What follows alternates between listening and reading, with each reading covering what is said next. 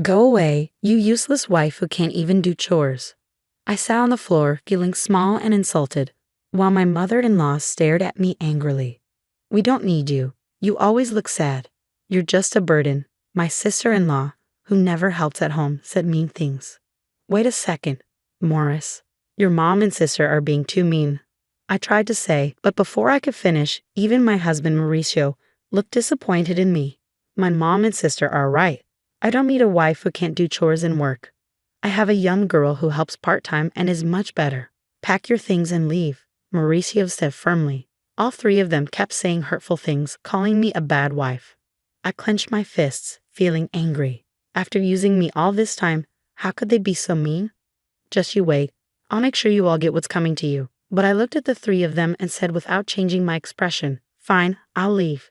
The family that's been putting everything on me will see what happens next. My name's Eleanor. I'm 32 and a working wife. Nowadays, many women work after getting married. And I've kept working at the same company I joined after finishing college because I enjoy it. One morning, while I was getting ready for work, Mauricio asked me, "Hey, Eleanor, can you handle this? Tax season is coming," and he handed me a bunch of receipts and invoices. Again, "You should handle the shop's accounting." Mauricio avoided eye contact. "You know I'm better at it, so please." I married Mauricio 5 years ago. He used to work at a restaurant where I'd sometimes go. After a few dates, we decided to get married. Now, Mauricio has his own cafe, but he leaves all the boring tasks like buying things and accounting to me. As I headed out the door, my mother-in-law said, "Eleanor, I want Chinese food tonight. Can you get the ingredients?" "No, you can do it when you get back. Also, Vivian and the kids are coming this weekend. Make sure you cook something they'll like," I reluctantly replied before leaving the house. When we got married, I wanted to live just with Mauricio, but he said we should live with his mom because he was worried about her being alone. So we moved to his big family house. My mother-in-law isn't good at cleaning, and the place was a mess when we moved in. She gets money from her pension but spends most of it eating out because she doesn't like cooking. Mauricio always says that housework is a woman's job, so even though I work too, I have to do all the chores for everyone in the family. On top of that, my sister-in-law, Vivian, who moved out after getting married, often comes back home with her kids. When she's here, I have even more work to do. This morning, when I heard she's coming back this weekend, I thought, oh no, not again. And then the dreaded weekend comes. I'd love to relax on my days off from work, but instead I have to take care of Vivian's kids and cook while rushing around. Vivian drops a big news on me. "Eleanor, by the way, I'm getting divorced and moving back here with the kids next month. Just so you know." "What? Are you serious? Got a problem with that?" No, that must be hard for you. When are you moving back?" "As soon as I can." My sister-in-law is coming home with her kids. At first, I'm surprised, but then I think it might be good because Vivian used to be a housewife, so she might help with the chores. That would make my life easier. Even though we're not very close, I hope for less work and go on with my days. But I quickly realized I was wrong. Vivian, just like her mom, doesn't do anything. She spends all day watching TV and eating snacks. She doesn't work or help around the house. Her laziness with chores was one of the reasons for her divorce. Now I have to do all the chores, even making meals for her fussy kids and getting them ready for school. As time goes on, my job gets busier with a new project needing more hours and early mornings. The house gets messier and messier. Coming home to a messy house is really disappointing, but everyone keeps asking, "When's dinner?" Or saying, "You're so slow." To make things worse, Vivian and my mother-in-law start making rude comments. "Eleanor, the laundry is piling up. Just because you work doesn't mean you can be lazy. But I'm busy too." When I try to explain, Vivian interrupts, talking back to your mother-in-law. "You're so brave, Eleanor, and you've been buying all the meals. That's not good for the kids. If you're home, can't you help a little?" What are you saying? Mauricio owns a business. You don't have to work. You're just selfish. So be a perfect wife. I couldn't believe it, and they acted like it was normal. That night, I was so mad I could burst. So I talked to Mauricio. "I'm busy with work, and neither your mom nor your sister is helping with the chores. Are you saying bad things about my mom and sister Eleanor?" Mauricio looked at me angrily. I said surprised, "No, that's not it. But I can't do all the chores alone." Could you help me a bit? I'm busy with my business. You might not get it because you have an easy job in an office, but running a business is tough. And isn't housework a wife's job? Don't expect me to help. Are you serious? Mauricio just goes to sleep, leaving me upset. But then I get an idea. I think of something good. I quickly grab my phone and order some things online before going to bed. A few days later, a bunch of new gadgets arrive. A machine that washes and dries clothes, a robot that cleans, and kitchen tools that cook by themselves.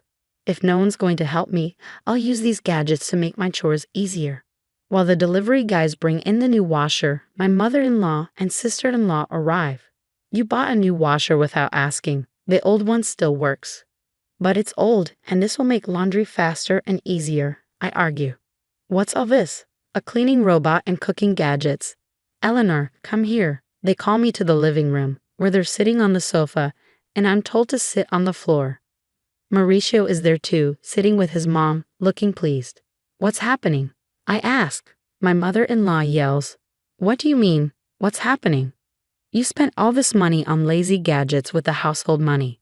What were you thinking? I thought it would help with chores. It's not about helping. People these days rely too much on machines, my sister-in-law adds. Exactly, Eleanor. And those are fancy items. The ones we have still work. You're just wasting money because Mauricio owns a business. She stares at me, and Mauricio agrees. But you're just making things easier for yourself. Can't you even do chores properly? I wanted to reply, look who's talking, but I stayed quiet. Finally, my mother-in-law, maybe tired of my quietness, snaps. If you can't do chores properly, you should leave. I stare at her in surprise. She stares back at me.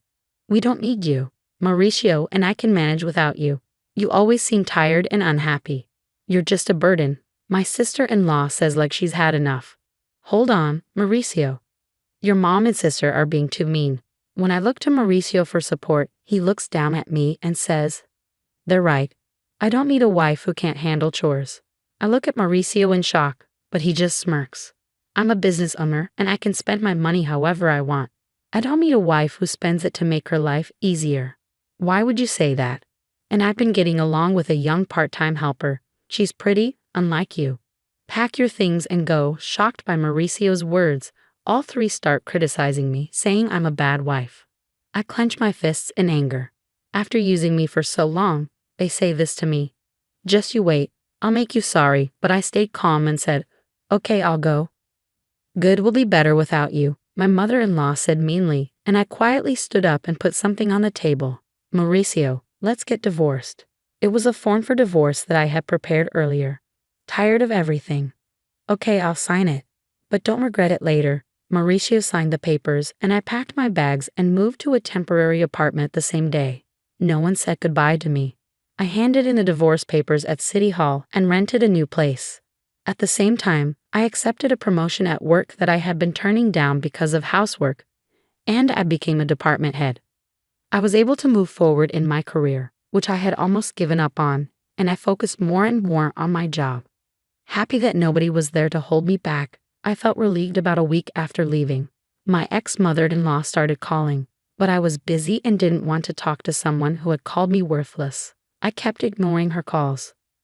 A year later, on a day when I wasn't working, she called again. Thinking it was time to sort things out, I answered, hello? Ah, Eleanor, you finally picked up. Why did you ignore me for over a year? What do you want? Well, how are you? Are you okay? I replied honestly, I'm doing great. Working hard in my own place. I got a better job and more money. I'm living well. Really? Would you think about coming back? She sounded almost desperate, and I asked, surprised, why now? We're having problems. We're running out of money. I couldn't help but smile as I said, oh? Mauricio's cafe isn't even making $11,000 in profit. Huh. And neither you nor your daughter are working. So that makes sense. Eleanor, you knew? Yes, I knew. Mauricio's cafe was only making about $800 a month in profit. I handled the money, so of course I knew. Mauricio's cafe was only making about $800 a month in profit. I handled the money, so of course I knew. Mauricio acted like a big business owner but didn't manage things properly or take care of customers. So he probably didn't know. Of course I knew. I was the one doing all the money stuff and keeping track of what we had. What? Why didn't you tell us? I didn't know you were a big manager at a company and giving so much money for us to live. Yeah, I was giving over $3,000 every month. That's how we all managed.